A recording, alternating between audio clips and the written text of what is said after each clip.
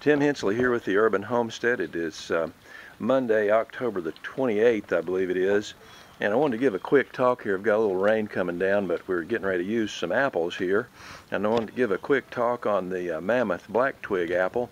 I'm going to pan away now and to catch this black twig.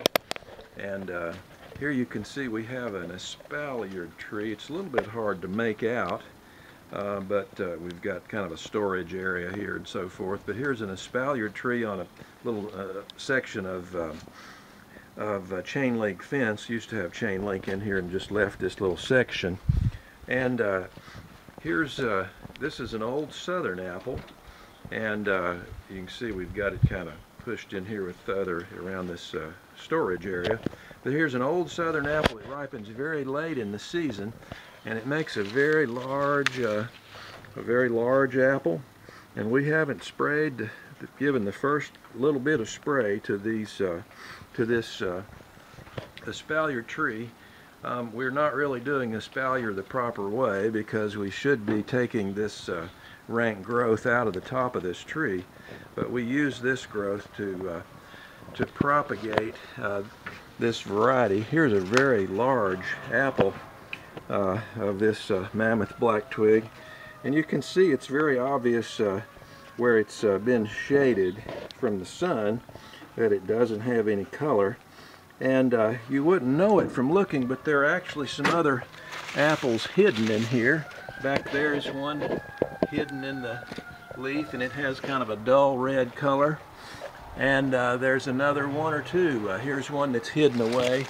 And this illustrates how these apples are colored. They give the best color where they get the full sun. And actually this full sun makes for high sugar content.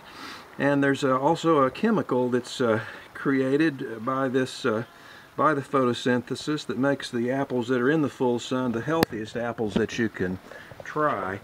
So nice thing about this tree, it's extremely vigorous, no spray, and it makes this very large apple here that doesn't take much, doesn't take a whole lot to get these peeled up. And in fact, my mother is visiting here, and she wanted me to gather some apples, but she said she wanted them to be large apples. Here is the graft union at the base of this tree. This shows you how these the nutrient flow sort of backs up, and a lot of the dwarf rootstocks will have this tendency. So Mammoth Black Twig, it'll grow in Virginia and on down into Tennessee and Georgia. It's been in the literature for a long time, and I just sampled some of these yesterday, or one of these yesterday, and the flavor of this thing, it's some of these late apples are really hard when you first pick them, but here was a nice, it's fairly mellow and a good flavored apple, high flavored apple. So Mammoth Black Twig, it's Tim Hensley, Urban Homestead, our website www.oldvaapples.com. Thank you.